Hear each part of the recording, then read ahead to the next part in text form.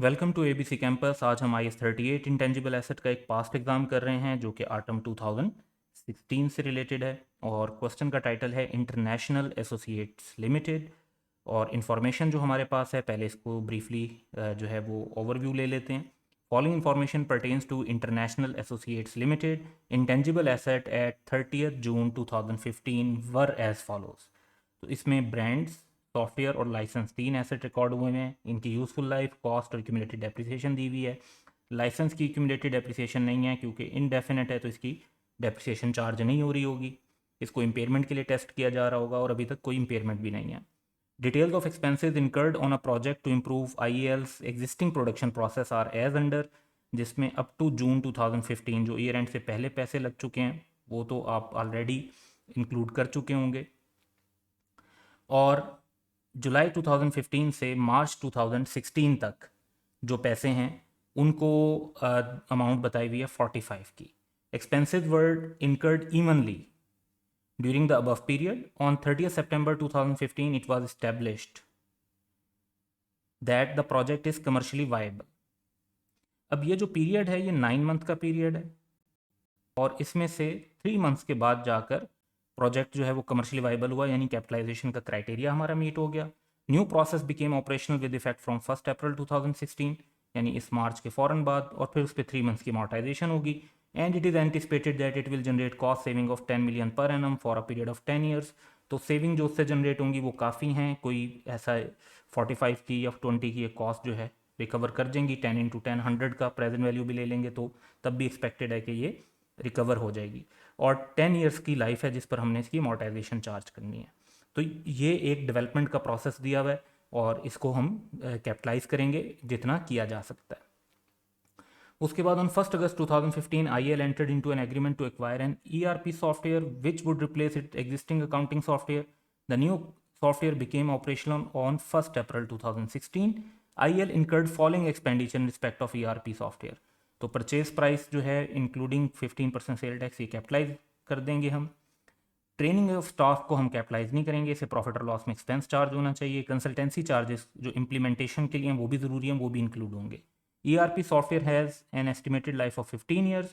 However, IEL expect to use it for a period of 10 years. तो जो management की intention होगी उसी को फॉलो करेंगे। The existing accounting software has become redundant and is of no use for the company. तो इसको फिर डीरेकग्नाइज कर देना चाहिए। During the year ended 30 June 2016, IEL spent rupees 10 million on development of a new brand. इसको हम capitalise नहीं कर सकते क्योंकि इंटरनल जनरेटेड ब्रांड जो है वो रिकग्नाइज नहीं की जा सकती। Useful life of brand is estimated as 10 years. तो दूसरी ब्रांड जो हमारे पास ऑलरेडी है, जो एक्वायर्ड ब्रांड होगी, उसको तो हम रिकग्नाइज कर लेंगे और उस पर अमोर्टाइजेशन भी चार्ज कर लेंगे। इस ब्रांड पर हम जो है कोई इम्प्लीकेशन नहीं लेंगे। License appearing in IEL's book was issued by the government for an indefinite period. However, on 1 January यानी मिड ईयर में the government introduced a legislation under which existing license would have to be renewed after 10 years. तो ये जो है काफ़ी पहले licence आपने लिया हुआ था, लेकिन अब जो है वो 10 साल के बाद आपको उसे रीन्यू करवाना पड़ेगा। तो इसका मतलब है कि अब इसकी अमोर्टाइजेशन हमें चार्ज करनी होगी।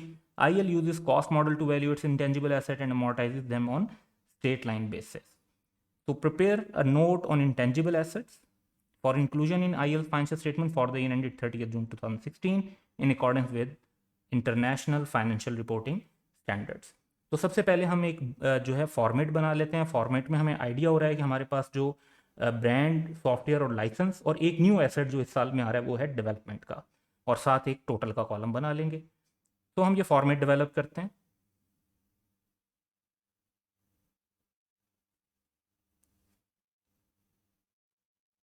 तो इसमें जो एसेट हमारे पास ऑलरेडी हैं that is brand, software and license, और एक new asset during the year जो हम डेवलप किया है वो है डेवलपमेंट का, और इन सबको मिलाकर हम एक टोटल का कॉलम बना लेंगे। अब हम वन बाय वन इस फॉर्मेट को सामने रखेंगे, क्वेश्चन की इन्फॉर्मेशन को सामने रखेंगे, और फॉर्मेट के अंदर जो हमारी रेलिवेंट फिगर्स हैं उनको इनकॉर्पोरेट करते जाएंगे। तो सबसे पहले हमारे पास जो इन्फॉर्मेशन है वो है ओपनिंग बैलेंसेस की। तो हमें ब्रांड, सॉफ्टवेयर और लाइसेंस, इनकी कॉस्ट भी गिवन है और इनकी एक्यूमुलेटेड अमोर्टाइजेशन भी गिवन है। ये हम अपने शेड्यूल के अंदर नोट कर लेंगे। तो दिस इंफॉर्मेशन इज रेलिवेंट। तो कॉस्ट ब्रांड की 200, सॉफ्टवेयर की 80, लाइसेंस की 15। और ये टोटल हमारा बन जाता है 295। उसके बाद इसी तरह क्यूमुलेटेड अमोर्टाइजेशन का जो ओपनिंग है that is for brand 40, software के लिए 48, और लाइसेंस की तो पहले अमोर्टाइजेशन चार्ज नहीं हो रही थी, तो ये टोटल बन जाता है 88। और अब हमारे पास जो ओपनिंग अमाउंट है या लास्ट ईयर की क्लोजिंग अमाउंट है कैरिंग अमाउंट के तौर पर, वो इन दो फिगर्स के नेट के तौर पर आ सकती है 160, 32, 15 एंड टोटल 207। डेवलपमेंट का एसेट तो इस साल में राइज हो रहा है, पहले नहीं था, तो लास्ट ईयर में इसकी वैल्यू 0 होगी। नेक्स्ट इन्फॉर्मेशन जो हमारे पास है वो डेवलपमेंट से रिलेटेड है। Details of expenses incurred on project to improve IL's existing production process are as under. जो अप टू जून 2015 लग गए ये तो प्रॉफिट और लॉस में जाएंगे क्योंकि तब तक क्राइटेरिया मीट नहीं हुआ था। जो इन 9 मंथ में कॉस्ट लगी है ये कॉस्ट इवनली लगी है, और 30 सितंबर को क्राइटेरिया पूरा हुआ है, तो ये टोटल 9 मंथ्स हैं। क्राइटेरिया 3 मंथ्स के बाद पूरा हुआ है, तो इसमें से भी 3/9 जो है वो प्रॉफिट और लॉस में जाएगा, और 6/9 जो होगा वो कैपिटलाइज होगा। न्यू प्रोसेस जो है वो 1 अप्रैल से हम यूज़ कर रहे हैं, 10 ईयर्स की लाइफ है, तो अप्रैल से जून तक 3 मंथ्स की हमें अमोर्टाइजेशन भी इसकी कैलकुलेट करनी होगी। तो ये अब हम जो कैलकुलेशंस हैं इनको इनकॉर्पोरेट करते हैं अपने शेड्यूल के अंदर। सबसे पहले जो एडिशंस हैं उनको रिकॉर्ड करेंगे। तो 45 मिलियन का हमने एक्सपेंडिचर लगाया 9 मंथ्स में इवनली, जिसमें से 6 मंथ ऐसे थे जिसमें क्राइटेरिया पूरा हुआ था, तो 6/9 को ही सिर्फ कैपिटलाइज करेंगे, दैट इज अमाउंट ऑफ 30। ये हम एडिशंस के तौर पे डेवलपमेंट के कॉलम में रिकॉर्ड कर देंगे। इसके बाद अमोर्टाइजेशन इसकी रिकॉर्ड करेंगे। तो 10 ईयर्स की लाइफ बताई हुई है, अप्रैल से जून तक 3 मंथ्स का टाइम बनता है, जिसकी अमोर्टाइजेशन बनेगी 0.75।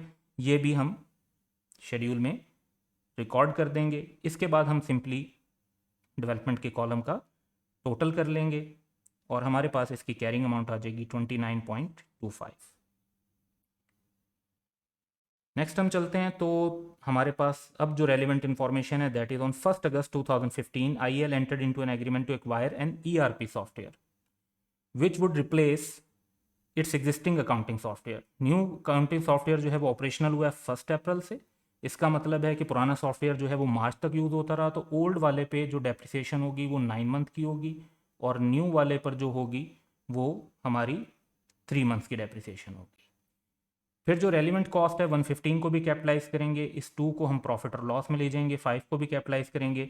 लाइफ वैसे 15 ईयर्स है लेकिन मैनेजमेंट की इंटेंशन 10 ईयर्स है, तो हमारी डेप्रिसिएशन 10 ईयर्स की बेस पर होगी। जो एग्जिस्टिंग अकाउंटिंग सॉफ्टवेयर है वो रिडंडेंट हो गया है और कंपनी के किसी इस्तेमाल का नहीं है, तो इसको डी रिकग्नाइज कर देंगे। फिर जो इसकी नेट अमाउंट है वो प्रॉफिट और लॉस में आप इंपेयरमेंट लॉस के तौर पर रिफ्लेक्ट कर सकते हैं। ये जो इन्फॉर्मेशन हमारे पास है इसको अब हम अपने आंसर में रिफ्लेक्ट करते हैं। तो सॉफ्टवेयर के अंदर जो हमारा एडिशन है उसमें जो परचेज प्राइस है 115 ये भी कैपिटलाइज होगी। ट्रेनिंग ऑफ स्टाफ को हम कैपिटलाइज नहीं करेंगे, ये प्रॉफिट और लॉस में चार्ज होगा। कंसल्टेंसी की इंप्लीमेंटेशन जो है वो डायरेक्टली एट्रीब्यूटेबल कॉस्ट है 5 की, ये भी कैपिटलाइज होगी। इस तरह हमारा जो सॉफ्टवेयर का एडिशन है दैट वुड बी 120 मिलियन, और इसको भी हम अपने एडिशंस के तौर पे रिकॉर्ड कर देंगे। इसके बाद अगर हम सॉफ्टवेयर की अमोर्टाइजेशन को देखते हैं, तो जो न्यू सॉफ्टवेयर है जो हमने 120 का रिकॉर्ड किया, 10 ईयर्स की यूजफुल लाइफ लेंगे मैनेजमेंट की इंटेंशन के हिसाब से, और अप्रैल से जून तक 3 मंथ्स की इसकी अमोर्टाइजेशन चार्ज होगी, दैट वुड बी 3। और जो ओल्ड सॉफ्टवेयर है वो मार्च तक यूज़ हुआ है, तो उस पर 9 मंथ्स की डेप्रिसिएशन आनी चाहिए। ओल्ड सॉफ्टवेयर जो हमारे पास है वो वैल्यू दी हुई है उसकी 80, उसकी 5 ईयर्स की लाइफ क्वेश्चन में गिवन है, और 9 मंथ की अगर हम उसकी डेप्रिसिएशन कैलकुलेट करते हैं तो दैट इज़ 12। तो इस तरह हमारे पास टोटल अमोर्टाइजेशन आ जाती है 15 की। ये अमोर्टाइजेशन हम अपने शेड्यूल में रिकॉर्ड कर लेंगे। अब जो पुराना सॉफ्टवेयर है दैट इज़ दिस 80, इसे हमने डी रिकग्नाइज कर देना है। तो डी रिकग्निशन या डिस्पोजल लिख लें, वैसे हमने क्योंकि इसको एक्चुअली सेल नहीं किया तो डिस्पोजल नहीं लिखेंगे। डी रिकग्निशन का कोई और वे इम्पेयरमेंट लॉस के तौर पे भी चार्ज कर सकते हैं इसको। तो 80 की हम ये इम्पेयरमेंट रिकॉर्ड कर देंगे। उसके बाद हमें देखना है कि एक्यूमुलेटेड अमोर्टाइजेशन इसकी कितनी थी। तो ऑलरेडी जितनी भी, क्योंकि नया सॉफ्टवेयर तो अब आया है, जो ऑलरेडी जो एक्यूमुलेटेड अमोर्टाइजेशन थी 48, और इस साल में जो 9 मंथ की चार्ज हुई 12, ये टोटल मिला के हमारा बन जाएगा 60। ये 60 पुराने सॉफ्टवेयर से रिलेट करती थी, इसको हम डी रिकग्नाइज कर देंगे। अब हमने सिंपली टोटल्स करने हैं, तो कॉस्ट का टोटल 120, एक्यूमुलेटेड अमोर्टाइजेशन का टोटल 3, और नेट हमारे पास वैल्यू आ जाएगी 117। तो नेक्स्ट हमारे पास है कि during the year ended 30 June 2016 IEL spend ₹10 million on development of a new brand, useful life of the brand is estimated as 10 years. तो अब हम न्यू ब्रांड की तो जो है वो कैपिटलाइजेशन नहीं कर सकते, क्योंकि इंटरनली जनरेटेड ब्रांड जो है उसकी कैपिटलाइजेशन IAS 38 में स्पेसिफिकली प्रोहिबिटेड है। सो बहरहाल जो बाकी हमारे पास ब्रांड है उसकी हम अमोर्टाइजेशन चार्ज कर देंगे। तो ब्रांड की अमोर्टाइजेशन हमारे पास ब्रांड जो है दैट इज़ ऑफ 200, 10 ईयर्स पर हम उसे अमोर्टाइज़ करते हैं तो हमारे पास 20 की अमोर्टाइजेशन आ जाएगी, वो हम रिकॉर्ड कर देते हैं।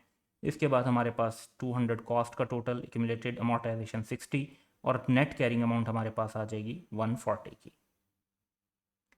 नेक्स्ट इन्फॉर्मेशन हमारे पास है कि licence appearing in IELTS book was issued by government for an indefinite period, इसलिए उसकी कोई अमोर्टाइजेशन नहीं है already. However, on 1st January 2016, the government introduced a legislation under which the existing license would have to be renewed after 10 years. अब उसकी useful life बन गई 10 years, तो हमने उसकी अमोर्टाइजेशन भी चार्ज करनी होगी। सो इस लाइसेंस को अब हम इवेल्युएट करते हैं। तो लाइसेंस हमारे पास शो रहा है 15 का, इसकी अमोर्टाइजेशन चार्ज करेंगे तो 10 ईयर्स और जनवरी से जून तक 6 मंथ बनते हैं, तो ये 0.75 की अमोर्टाइजेशन बनती है, ये हम रिकॉर्ड कर देंगे। और 0.75 की अमोर्टाइजेशन रिकॉर्ड करने के बाद सिंपली हम टोटल्स करेंगे 15.75 और नेट कैरिंग अमाउंट हमारे पास आ जाएगी 14.25। तो ये क्वेश्चन की हमारी जो मेन रिक्वायरमेंट्स थी वो पूरी हो गई। अब टोटल का कॉलम रहता है उसको इनकॉर्पोरेट कर लेते हैं। तो 150, 365, अमोर्टाइजेशन का टोटल 36.5, डी रिकग्निशन 60 थी और 64.5 एक्यूमुलेटेड अमोर्टाइजेशन का फाइनल टोटल, और हमारे पास एसेट आ जाते हैं 300.5 के इन मिलियंस। तो ये हमारे क्वेश्चन की जो रिक्वायरमेंट्स थी वो कंप्लीट हो गई। And that's all for today. Have a good day.